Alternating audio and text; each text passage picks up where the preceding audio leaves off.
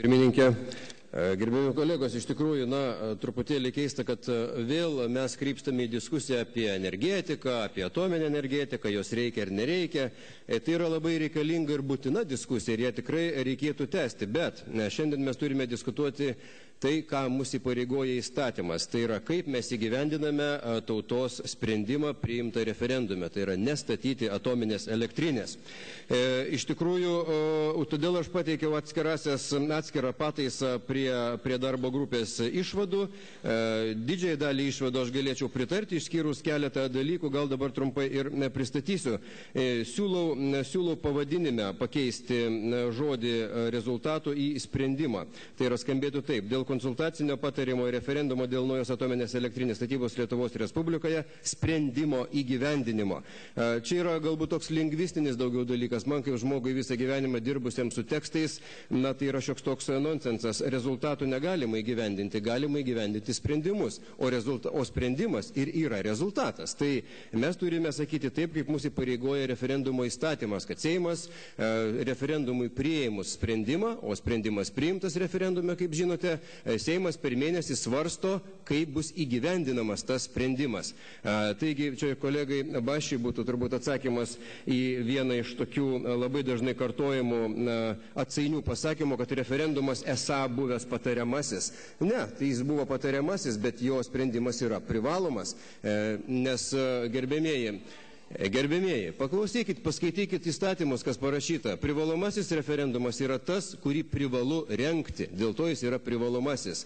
Kitų referendumų rengti neprivalu, jie yra patariamieji, bet kai jie yra surengiami, abiejų sprendimai yra būtini.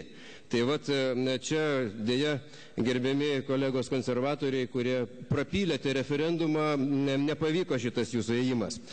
Tai siūlau visur sakyti sprendimas.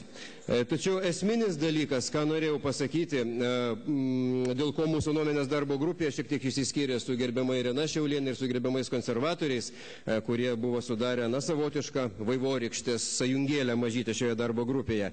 Vis tik tai šitoj geroj rezoliucijai trūksta vienos pastraipos, kurią aš siūlau papildyti 6 pastraipą, kad Seimas pasisako už įstatymų reglamentuojančio atominės elektrinės statybą ir su jais susijusių teisės aktų paskelbimo nustojusiais galios, tam pateikiant ir priimant atitinkamas pataisas. Ta gali padaryti vyriausybė ir privalo, esu įregistravęs pataisas ir aš, galima viską svarstyti.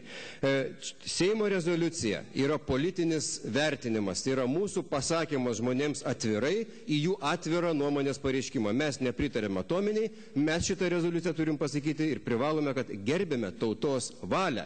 Taigi šitas vien pasakymo neužtenka. Seimas dirba priimdamas įstatymus arba juos taisydamas. Tai čia yra mūsų pareiga įgyvendinant tautos valią, paskelbti nustojusiais galios tuos įstatymus, kurie atvėrė kelią atominiai elektriniai, kuriai nepritarė žmonės. Manau, čia yra logiška ir paprasta. Kadangi jau prasidėjo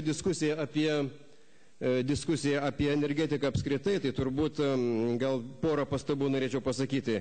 Visi dalykai kartais bandoma suplakti į vieną. Esą ir mūsų integracija ES elektros perdavimo tinklus, ir mūsų galima sinchronizacija, ir Baltijos energetikos rinkos sukūrimas, viskas yra gali būti tik dėka atominės. Deja, taip nėra. Man labai keista, kad gerbiamas Petras, kolega Auštrevičius, kuris atvedė Lietuvą dėrybose į ES, dabar nelabai žino, į kokią Europos Sąjungą jis mus atvedė. Atvedė, gerbiamas Petrai, mus į tą sąjungą, kuri atsinaujinančią energetiką pripažįsta prioritetu ir kuri neutraliai žiūri į atominę energetiką, pakesdama ją tiek, kiek jos yra. Ir nei skatindama, nei prašydama, nei kaip nors ją kitaip plėtodama. Jeigu šalis turtinga ir nori, prašau, tik savo atsakomybę, be Europos Sąjungos. Apie bazinę generaciją labai madinga dabar kalbėti senų sovietinių terminų.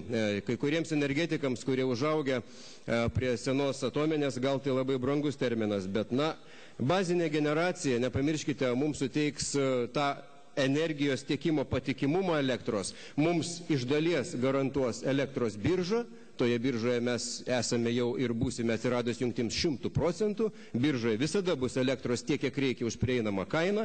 Kitas dalykas, pasvarstykime naują energetikos strategiją, kurią ir Lietuvos žaliųjų partija, ir nepriklausomi energetikos konsultantai esame paruošę gairias, kur bazinė generacija, jeigu tas terminas kažkam labai patinka, yra grindžiama biokogeneracinių elektrinių statyba. Tai yra atsisakymas rusiškų dujų, kurios panašu buvusiai konservatorių vyriausybei tokios brangios, nes turint atominę reikės turėti ir elektrėnus kūrenomis dujomis. Tai svarstykime tuos planus. Mano manimu, mūsų planai realūs ir juos yra įmanoma įgyvendinti. Taigi kviečiu pritarti mano pataisoms ir toliau svarstyti, kaip ir buvo planuota. Ačiū. Dėkojam.